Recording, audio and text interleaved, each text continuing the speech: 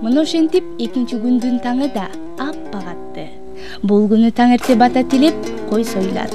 Балдар устаттар менен биргеликте кой союуга катышып, устукандын түрлөрүн үйрөнүшсө, кыздар жарма жасашмакчы. Ал кантип жасалат? Чогуу күбө бололу. Амин.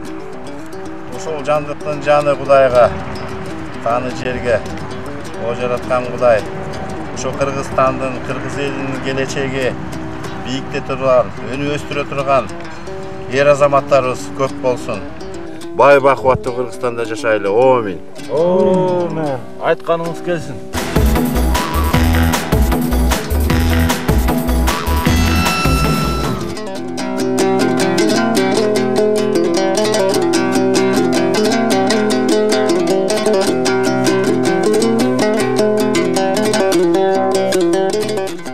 Мынакей, өзүңүздөр көрүп жаткандай, мырзалар койду мууздап, кылдатык менен терисин сыйрып башташты.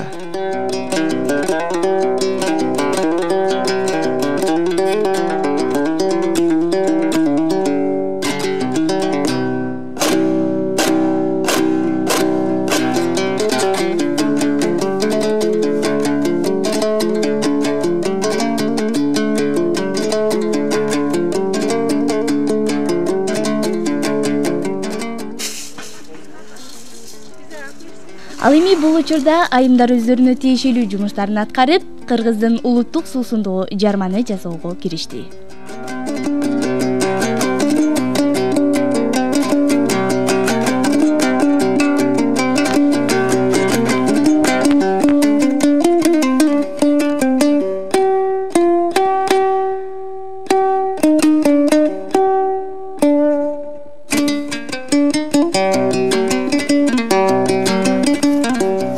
Биринчи ичин жарганда төшүн чыгарабыз. Төшүн мындай кесип алып туруп, анан ичинин формасын акырын түшүрүп алабыз. Могул жерден тешкенибиздин себеби анткени мыяктан кабырга келет, мыяктан төш эт кошулганда экөөнүн кошулган жери сөбө болуп калат да. Кемирчек болуп. Ошоктон кемирчек. Ошоктон оңой колтон кесип алсак болот да. Бул кой союуда бардык жери көрүнүп эле турат. Бир аз көрүп ыгын билип алсаңар эле. Жакшылап байкасак. Анан муну бир аздан ылдый түшүрүп кете беребиз. Анан маяктан абайлаш керек да, ичин жарып албаш үчүн терини өйдө тартып туруп, анан акырын тиги карынга тийгизбей, анткени карынга тийсе бок жинин баары тышына чыгат, өзүңөргө ыңгайсыз болуп калат да. Биринчи ичин чыгарыш үчүн биринчиден карын майды сыйрып алабыз. Муну менен жөр, көм, аны деген кыргыздын толтура тамактары бар. Ошолорду жасаса болот.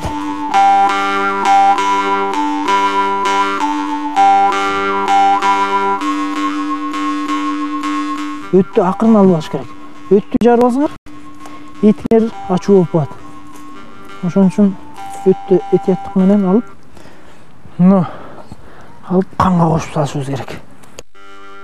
Эми кезек кыздарда. Арпаны кууруп алгандан кийин тасторкондун бетине жайып, ичине сергитип алабыз, кургун эме муздатып алабыз. Муздатып алгандан кийин соккуга салабыз, сок билек менен күйшөйбүз. Бул соккуга салып, сок билекти күйшөгөндө эмне үчүн? Ал тээде арпанын кылканын чыгарабыз. Арпанын кылканын чыгарыш үчүн сок билекке, соккуга салып туруп, сок билек менен күйшөйбүз. Азыр биз Асыл КЖ тобунун мүчөсү Жанарага сөз узатсак, анда Жанара, айтсаң, бул жерде силер арпаңарды кууруп алып, эми күйшөп атасыңар. Бул күйшөгөн абдан оор бекен. Менин оюмча бул абдан оор. Демек дегенде бул деген жыгач өзү эле сак билек деп коет муну аты. Сок билек деп коет. Аны көтөргөн көп деген күч керек болот. Бул арпаны жанчыш үчүн тоже көп күч керек да. Жанчылбагаса максым бузулуп калат. Анан айя күйшөлгөндө дагы эме алыш керек.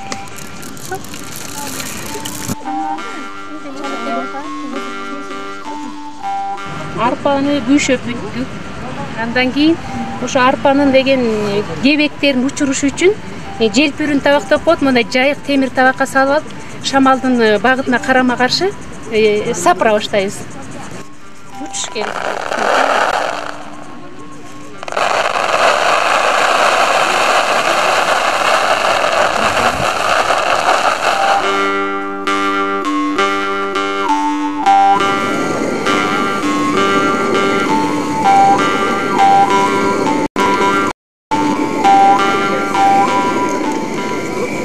Арпа талканды жаргылчакка тартып алгандан кийин арпанын элекке салып туруп, арпанын кебектерин элек менен чыгарышат. Электен калган кебектерин ушинтип чыгарып коесуңар. Желпип коет. Же болбосо жанагы күшөгөндөн сапырбаңар. Же ошондой кылып сапырып кебегин чыгарып саласыңар. Яна мундан мондай кесек арпа болуп калгандарын жерип туруп кайра унуна кошуп жиберсиңер. Анан талканыңар даяр. Максым даярдоо үчүн казанга көлөмүнө жараша кыздар 15 литрдей жарма жасаганда тага 50 граммдай тоң май салынат. Астына тоң май салынып, тоң май эригенден кийин бир чыныдай ун куурушат. Мен салып туруп, анан эми аралаштыра бер. Эме тоголок калтырбай, бөлтөк мындай калтырбай аралаштыра берсең эле ун куурулат, майга бүт аралашат. Un куурулуп бүткөндөн кийин казандын өлчөмүнө жараша 15 литрдей суу куюлат. Бул казандын өлчөмүнө жараша. Суу кайнап чыккандан кийин анан талкан чалынат. Силердин азыркы жасап атканыңар 15 литрдей суу, ага силер бир 300 граммдай талкан чаласыңар. Суу талканды болсо кайнап чыккандан кийин чаласыңар. Кайнап чыккандан кийин талкан чалынат. Талкан чалынгандан кийин максимум бир 1 саат же 1 саат 10 мүнөттөй кайнап бышып бүтөт. Оттон чыгарып аласыңар, муздатасыңар. Муздагандан кийин туз салынат, ачыткы куюлат, анан дагы кайра бирке ун чалынат. Ошо менен жаап коесуңар. Устукандоо негизинен кой союнун маанилүү бөлүгү деп эсептесек болот. Анткени кандай устукандаганга жараша ушул устукан биздин конокторубузга тартылат. Бул койдун сан бөлүгү. Муну кесип атканда ар бирөөнүн өзүнүн издери болот. Могу булчуң өзүнчө кетиш керек. Бул көрүнүп турат, бир жакчага кесилет. Анан бул эң негизги тартип устукандоодо. Бири-биринин эти бири-бирине кошулуп качып кетпеш керек да.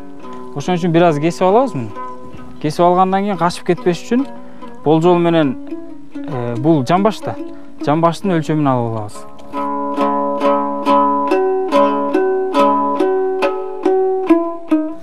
Ушундай бөлгөндө биздин устуканыбыздын эти жакка качкан жок. Өз орду менен чыкты. Анан мунун аты эмне? Чүкөлүү жилик же жото жилик деп койсо да болот. Ортосунда без болот. Ошону сөзсүз түрдө алышыбыз керек. Анан ушул эле жерде тарамыш болот да.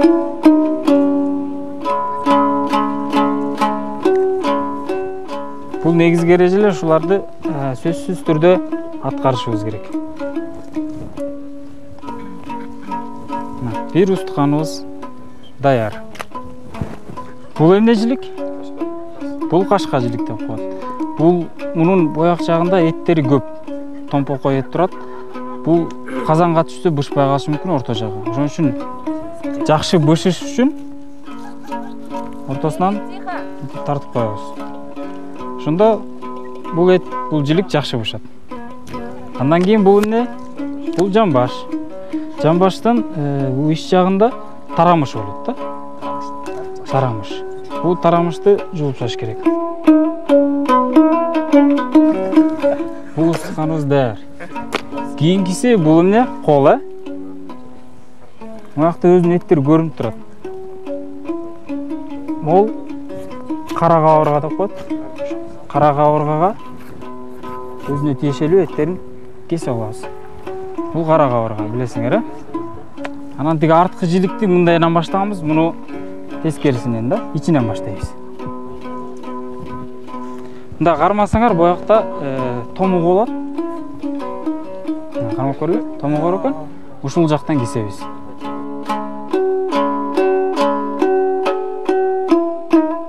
Томогун эки четтен кесип туруп, бычактын башы менен аяққа соккондо сынып кетет, ачылат да. Муну тартканда күңжиликке жакыныраак алабыз. Анан далынын кемирчегин кесип коебуз. Бирок аягына чейин эмес. Эгер аягына чейин кесип алса эмне болот билесиңерби? Бул бышып атканда түшүп калат. Биракта моюн деген бар.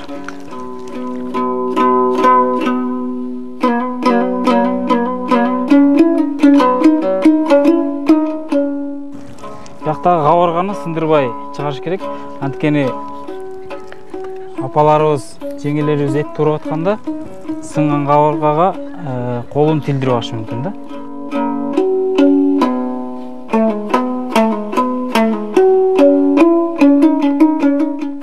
Бул эмне деп коет? Омуртка жана арка.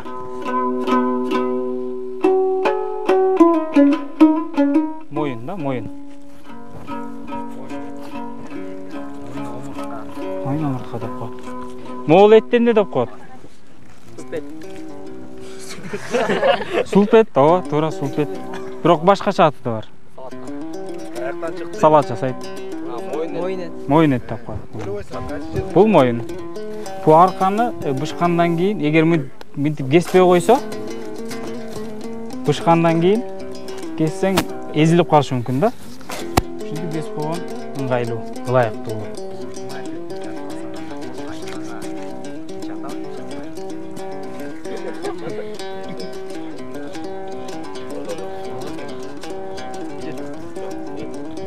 Bunun bul жагын ушундай эле ком менен чыгарып алабыз.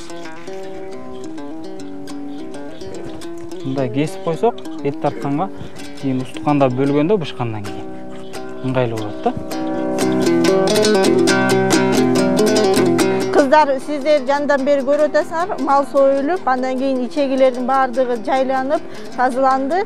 Эми кийинки кадамыбыз бул деген жөргөм жасоо. Жөргөм деген бул баятадан эле ата-бабалар жасап келген эң даамдуу, таттуу аштын бири. Бул үчүн эмне кылабыз? Бул үчүн биз кара ичегин алабыз. Кара ичеги деген жакшы таза жуулуп келет. Андан кийин өрөбүз. Бул өрүмдүү болсо 5 өрүм, же болсо 5 сала деп айтып коюшат. Буну ичинен алып туруп сыртта кайрыйбыз. Андан кийинки колдорго мындай өрүп алып беребиз, илип. Бул учун, бүткөн учун. Бул башкы колго коюп илебиз дагы. Ушундай кыймылдар улана берет.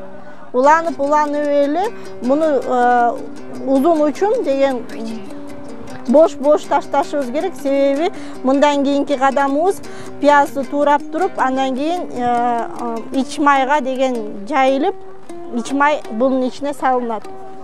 Андан кийин бүтүрөбүз, бүтүргөндөн кийин казанга салып коебуз.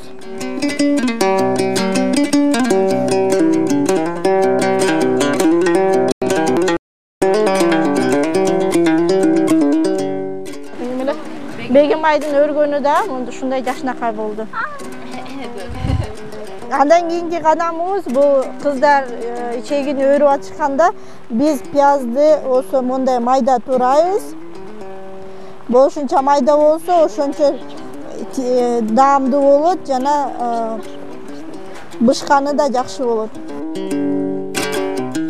Мынакей пиязды майда турап алгандан кийин биз деген пиязды бул ич майды жакшы жайып алып, тегиз жакшы жайып алып, сеп баштайбыз. Буну сепкенде дагы бул текши бир жеринде көп эмес, бир жеринде аз эмес, текши сепсек даамдуу болот. Пиязды сеп бүткөндөн кийин туз себебиз татымы боюнча.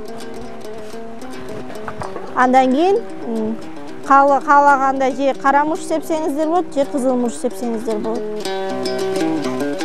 Мындан кийин буну өрөбүз, биз оройбуз.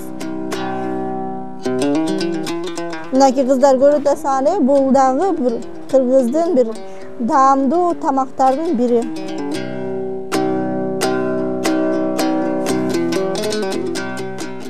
өрүлгөн ичегиге бул майды салып баштайбыз.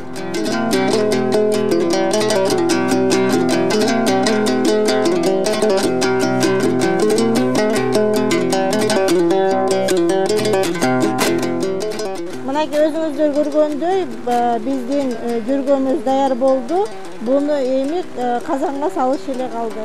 Буну кыздарыбыз менен чогуу жасадык. Ушундай таптакай өрүү болуп түшөт. Ичиндеги майы менен даамдуу көргөн болот.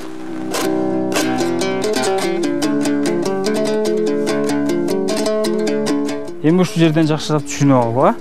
Силер менин айтканым боюнча устукан тартып коноктосоңур.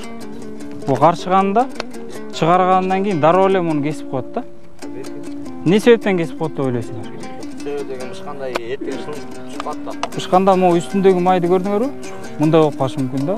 Ошондо карчыганы мындай тилгенде май жок болуп калышы мүмкүн. Ошон үчүн биягын тешип коебуз. Тешип туруп кабырганын учуна илип коебуз. Кабырганын башына. Биягын кабырганын аягына илип коебуз.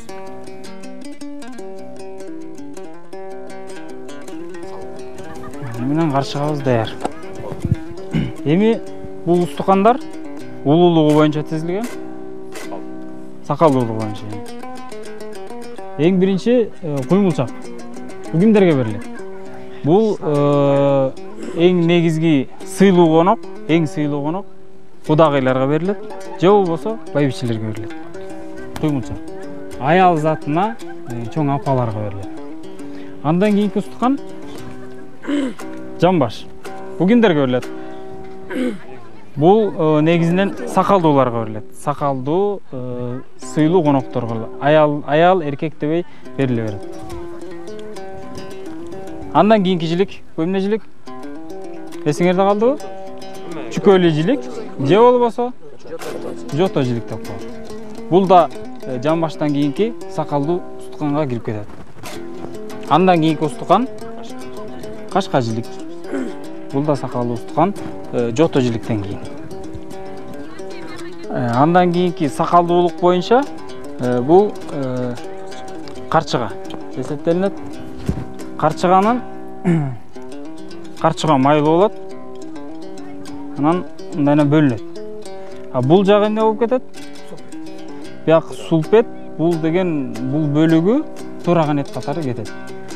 Устукан катары карчыга кетсе, кабыргалар кетсе, бөлүнгөндөн кабырга болот да. Негизги бөлүгү карчыга деп аталат. Бөлүнгөндөн кийин булар карчыга кабыргалардан турат. Бул бөлүгү бүлкүлдөк деп коет. Муну тураган эт катары чараларга, табактарга салынат. Андан кийинки устукан бул каржилик деп коет. Бул кимдерге берилет негизинен? Эркектерге, жигиттерге, эркектерге берилет да, көбүнчө. Көбүнчө эмес бүт эле. Андан кийинкиси бул далы. Бул көбүнесе аял затына тартылат. Аял затына да тартылат, эркектерге деле тартса болот, бирок көбүнчө аял затына тартылат. Андан кийинки устукан эмне? Көңжилик деп коет. Бул кимдерге тартылат? Бул негизинен кызмат кылган келиндерге тартылат. Муну жаңылып конокторго тартып алса, анда уятыр. Андан кийинки бул эмне деп коет? Бул кара кабырга. Бул устукан катары деле кетпейт, мында кошумча табакка кетирсе болот. Бул моюн эт. Муну негизи кошумча эт деп койсо болот. Муну ар кайсы тамакка кошуп ийсебиз, бирок негизинен тураган этке кошулат да. Мына экиге бөлүнүп, эки табакка тураган эт катары кошуп ийсе болот. Омуртка бул устукан эмес, муну жаш балдарга, жаш жигиттерге, жаш кыздарга, кичинекей балдарга тартыласа болот. Башты негизинен сакалдуу устукан. Кыргыздын салты боюнча сакалдуу устукан деп эсептелинет. Башты улуусуна тартылат. Баш менен чогуу, башты жаңгыз эле берип койбостон, баш менен чогуу сакалдуу устукан тартылат, жамбаш тартат да. Жамбаш же чүкөлүү жилик тартса болот. Түшүндүңөрбү балдар? Эми ушул боюнча түшүндүргөн боюнча устукан тарта аласыңарбы? Табак тарта аласыңарбы? Эми кийинки сынабыбыз бар. анда силерди кандай түшүнгөндөрүңөрдү текшерип көрөбүз. Кой союунун да өзүнүн эрежеси болот. Анын сыңары казанга да ар бир жиликти өз орду менен салуу керек.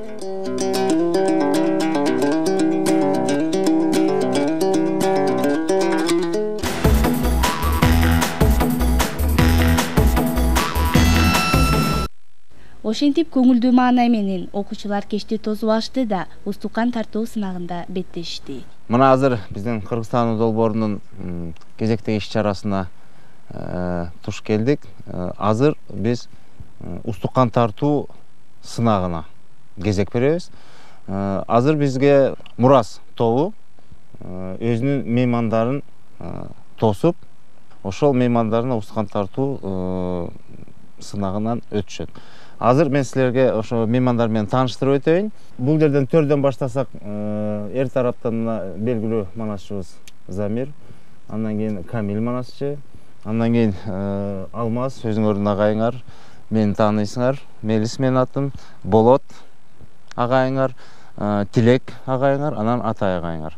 Анан эпчи тараптан санап келгенде тааныштырсак, Айнагүл эже, биздин Гүлнур эжеңер, Анар эжеңер, Гүлбар эжеңер, Чынар эжеңер, анан Атыркүл, Рахат, Жанат эжеңер. Силерге меймандар келишти.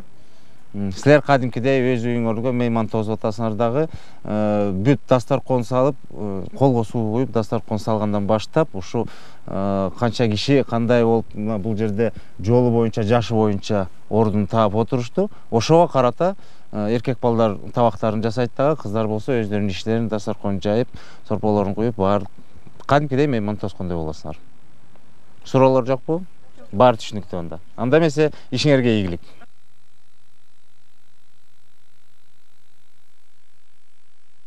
Эң биринчи баштоочу бул деген колго суу куят, билесиңер. Колго деген ушул топтун эң кичине мүчөсү бул Нурсултан куят.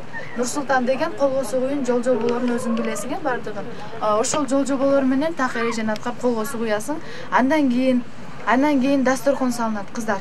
Кыздар дасторкон саласың. Ага деген Эркинай менен Бурул. Экөөңөр бөлүнөсүңөр. Эркинай менен Бурул дасторконду саларыңар менен андан кийин табактарды коердон биринчи шорполорду таратасыңар. Шорполорго бардыгына жеткендей кылып, кандай жушту билесиңер ылдый болуп, кандай экенин аз күттүр. Ошолорду андан кийин болсо шорподон кийин табактар таратылат. Анан бул жерден этти бөлүштүргөнгө Улан сен каласың, Санжар каласың. Макулбу? Анан кийин барганда Санжар сен тартасың этти. Устугандасың. Макулбу? Сен аны билесиң, калгандары ушундай. Калгандарыбыз болсо майда чүйдө жумуштарына жардам берет. Эми олар салып койгон. Мындай азыр мына колго суудан мурун азыр биз биринчи конокторду күтүрбөй, бат-баттан эттерди бөлүштүрө коелук. Анда деген тааныштырып кеткен боюнча бардыңар эсиңерде да. Эр жактан ошондо Замир агайга биринчи тартылат, Замир агайга баш чүйдөн эмес боюнча биринчи баштап. Башта ал.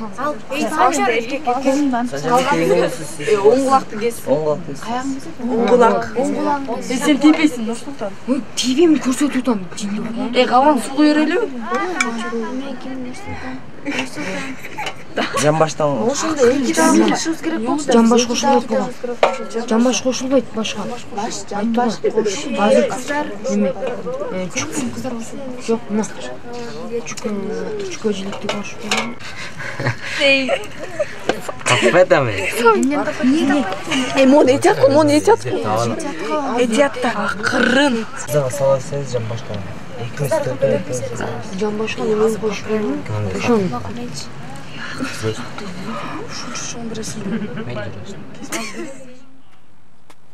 Алгач конокторго эт тартылаардан мурун албетте колго суу куюлуп, дасторкон жайылып, шорпо берилет.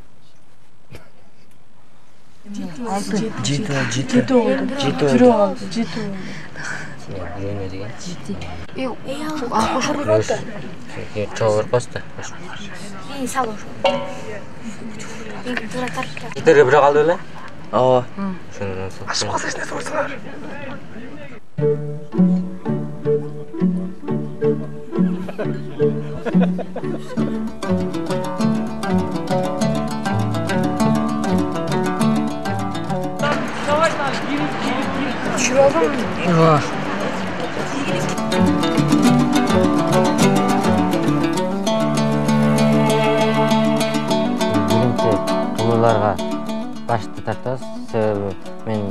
чүй жеринде төлөгөндүктөн биз жакта башты улууларга тартат.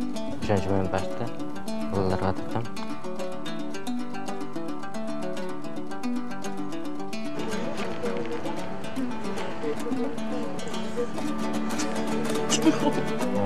Экинчи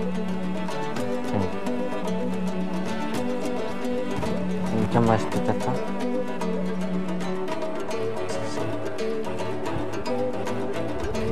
Үчүнчү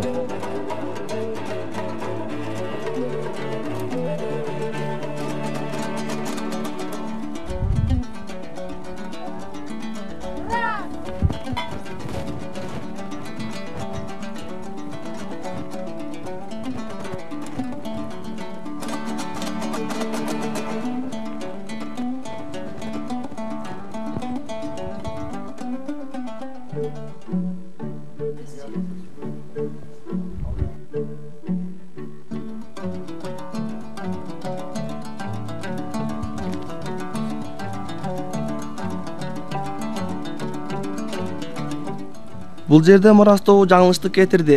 Себеби кашкачылык каржылыктан улуу устукан болуп саналат. Бирок мурастын балдары эки кашкачылыкты эң кичүү меймандарына тартышты. Ал эми улуу меймандар кичүү устукан алып калышты.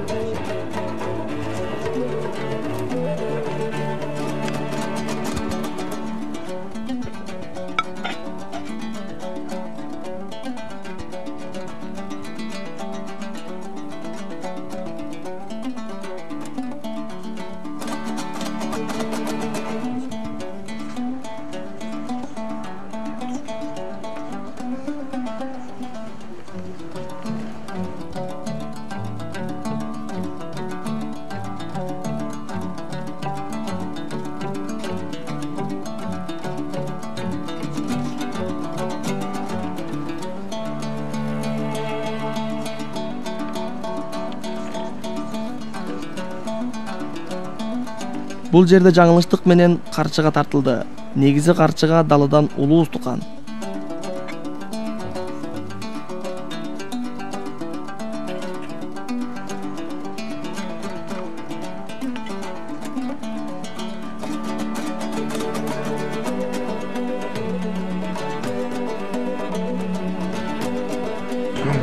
Күмжилик деп кой.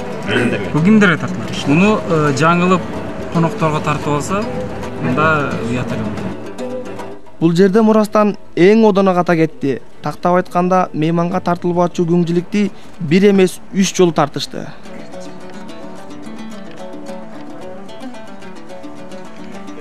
Мурастоо азыр эле сиздер устукан тактыңар. Ошо устуканды туура тарттык деп ойлойсузарбы? Биздин оюбузча туура тарттык деп эле ойлойбуз. Болбосо да үмүт кылабыз да туура тарттык деп. А эмне үчүн? Билбейм, бизде деген мындай эмне себептен дегендиктен болгон билимибизди, билгенибизди колдонуп, чындыгында аябай эле сүрдүү болот экен да. Биринчи жолу ушинтип өзүбүз устукандарды атабыз да. Андан кийин аябай эле сүрдөнүп, буламса нетип, бияка алып кайра коюп, бияка алып кайра коюп, эми тарттык эми ойлойбуз, жакшы эле болот деп. Болгон билимибизди колдондук, ошол себептен туура тарттык деп ойлойбуз.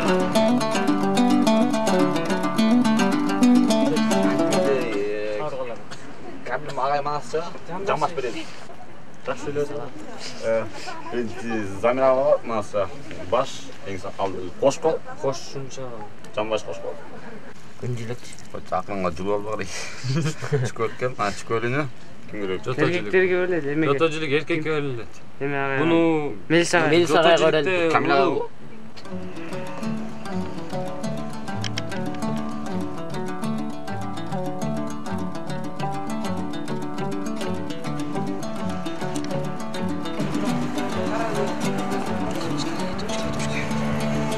Size aparadı gelmişsiniz. Жақсы үйреніп береді екенсіз.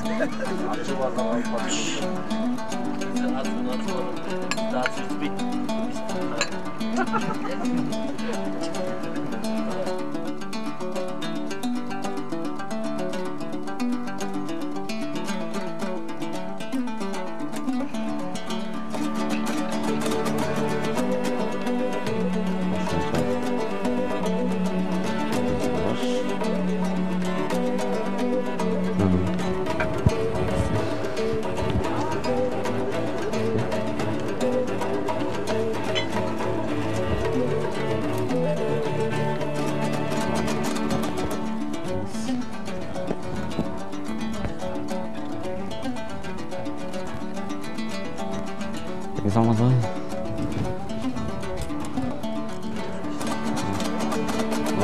Сизге болот го? Бул жерде Барчындын биринчи катасы каржылыкты даладан кийин тартканы болду. Жолу боюнча каржылык даладан улуу устукан.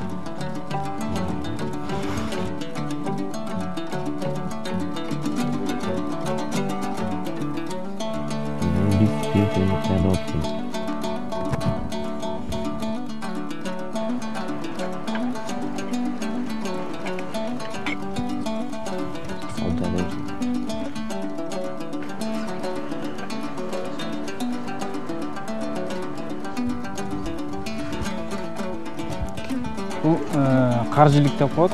Бул кимдерге берилет? Эркектерге берилет.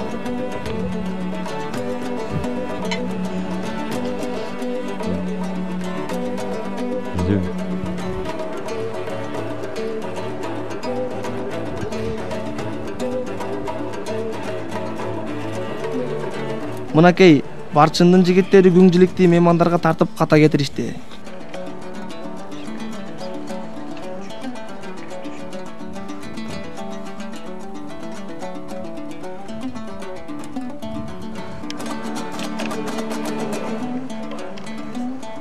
Силер биринчи топко караганда убактыңарды үнөмдөдүңөр. Силер мурун даярданган беле? Биз мурун даярданган эмеспиз. Өзүбүздүн балдарыбызга ишенип эле кеңеш менен топ чечип, балдарды ошо өзүбүздүн балдарыбызга ишенип келип атабыз. Буюрса эми көрөбүз. Жакшы бал алганга аракет кылабыз. Аракет кылабыз, жакшы алабыз. Биринчи орунду алабыз деген үмүткө ишенесиздер? Ишенебиз.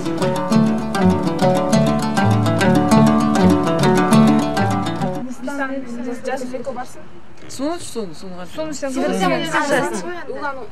темирлан сен кой анда. Барай. Чогор кеткен lazım. Темирлан. Ортосуна дырка бар экен. Жамбаш, анан чүкөл жейт. Жотот. Эркектерки уже 3 эме болду. И каржылыктан качып 2 адам бар да. Бул деген эме, короче. О, алдыңкысы экен, көрөм. Кашкажылык эмеспи, узун экен. Жок, алдыңкы эмесинки да. Кашкажылык экен. Кашкажылык айылдарга тартылат.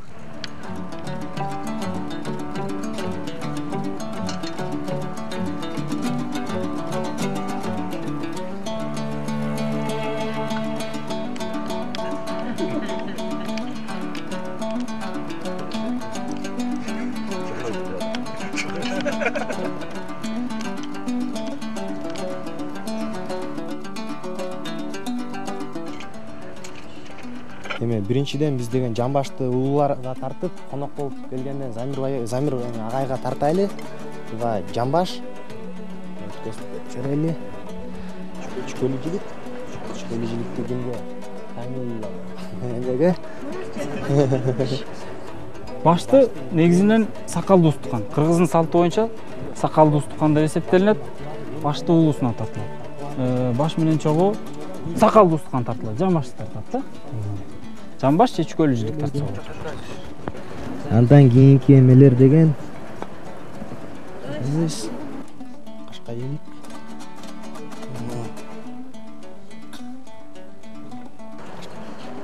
Кайсы Трамес болуп кетти. Болчу.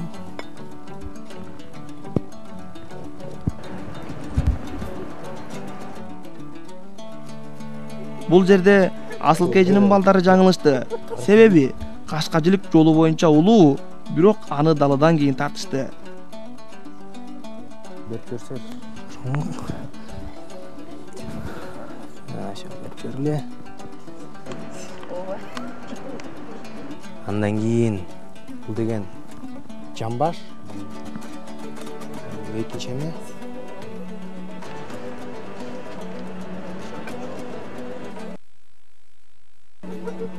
Андан кийин школьжилик. Алабы.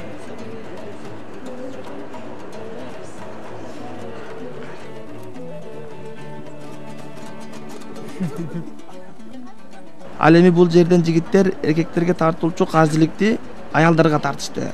Демек, бул да чоң ката десек болот.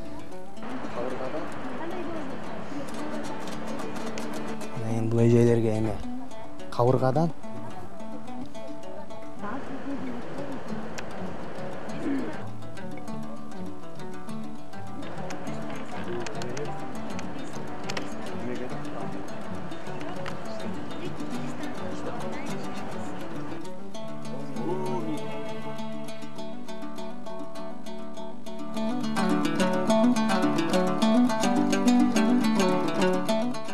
Мурастоо устукан тартуу боюнча эң биринчи төргө баш менен жото-жилик кетти, андан кийин жамбаш кетти.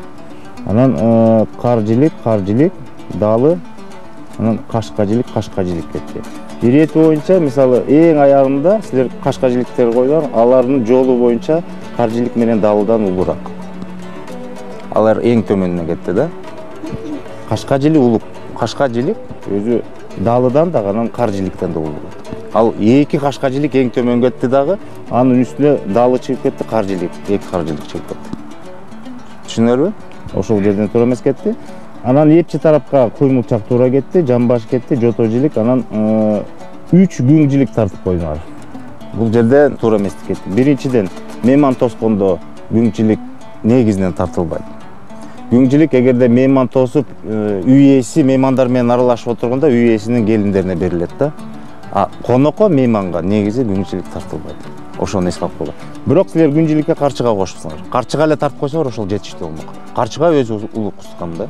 Ирети боюнча экинчи топ Барчин тобу болчу, э? Барчин тобу боюнча силердики эр тараптан улуусуна, аксакалына баш, анан жамбаш деп бул эң туура деп табылып атат. Андан кийинкиси жамбаш, жото-жилик туура кетип атат. Анан бир гана далы менен каржиликти орун алмашып койдуңар. Каржилик улуураак болот далыдан. Эми эрчи тарапты караганда силердики куймулчак, кашкажилик, анан каржилик. Негизи аял затына каржилик тартылбайт. Анан силер дагы эки күңжилик аралашты дейдиңер конокторго, кыздарга. Бул дагы туура эмес болуп калат. Анан үчүнчүсү Асыл Кежи тобу келди. Эң аксакалына төрдөн баштаганда жамбаш, анан жото-жилик кетти дагы, анан баш кетти. Негизи баш улук. Бардыгы баш менен, ырыс да баш менен, дөөлөт да баш, кут да башка келет дегенде, бул жерден жаңылышып калдыр. Бул менимче бул өтө чоң жаңылыш. Андан кийин силерде далы кетти дагы. Андан кийин эки кашкажилик кетип атат. Кайра туура эмес. Кашкажилик ал улуураак. Далы деген каржиликтен да төмөн тура. Силердики эки кашкажилик, каржилик кетти аягында. Анын үчөөнүн алдында далы чыгып кетти. Бул дагы чоң жаңылыштык болуп атат да. Эпчи тарабына караганда жогортон куймулчак, жамбаш, жото баары үчөө туура келди дагы. Анан кайра каржилик тартып атасыңар силер дагы. Аял затына каржилик тартылып кетти. Бул дагы туура эмес. Каржилик эркектерге тартылат.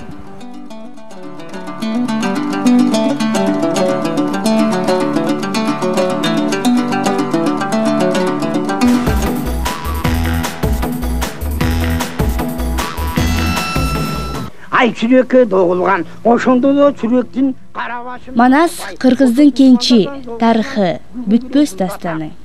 Манас баянын ар бир эле адам айта бербейт. Өткөн кылымда сагынбай, саякбай аталарыбыз айтып келген болсо, бүгүнкү муундун урпактары мурас катары улап келе жатканы кубандырат, тамшандырат. Учурда Камил Мамадалиев жана Замир Баялиев аттуу манасчылар окуучуларды чалкып жаткан Манас дүйнөсүнө жетилешмекчи.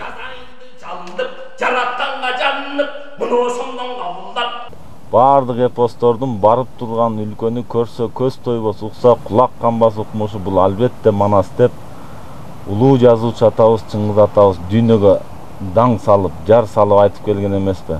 Манасчылык, жомокчулук, ырчылык деген өнөрдүн касиетине, маңызына ошого топтолсок, анткени миллиондогон ырсаптардын баардыгын ушу Ала тоонун коюнунда жашаган биздин ата-бабаларыбыз, залкар манасчылар айтып келген. Эми ушунча дүйнөдө дүңгүрөтүп турган эпостордун эгеси, төкмөлөрдүн төрөсү болгон улуу дастаныбыз ушул эл ичинде, кыргыз элинде манасчылардын оозунан төгүлүп айтылып турган. Ал эми манасчылар кандайча айтып калган? Ушул күнгө чейин манасчы деп айткан эмес. Манас деген сөздүн өзү ыйык болгон, тергеп айтышкан, жомокчу деп айтышкан, ырчы деп айтышкан. Анан бүгүнкү күндө заманга жараша манасчы деп так айтып калган учурлар болуп калды. Айта турган болсок, Манас дүйнөсү ошончолук кенен терең экендигин аттуу манасчы, жөө манасчы деп экиге бөлгөн. Кыргыз эли ошол көчмөн турмушта малды ылаң басканда, элди сасык тумоо басканда манасчылардын касиети тиеттеп алып келип манас айттырышкан. Ошо келдебек манасчы келип манас айтканда боз үйдүн үзүк турдуктарын баары желпилдеп, бороон чапкын болуп, боз үйдүн сыртында кадимкидей ач айкырык куу сүрөнү угулуп, кылычтын кыңгырагандары, баатырлардын ач айкырыгы угулуп, согуш болуп жаткандай туюлчу экен. Баягы угуп олтурган элдин баардыгы касиетиңден айланайын Манас, арбагыңдан айланайын Манас деп келме келтирип, арбагына жалынып, баягы окуяга аралашып отуруккан экен.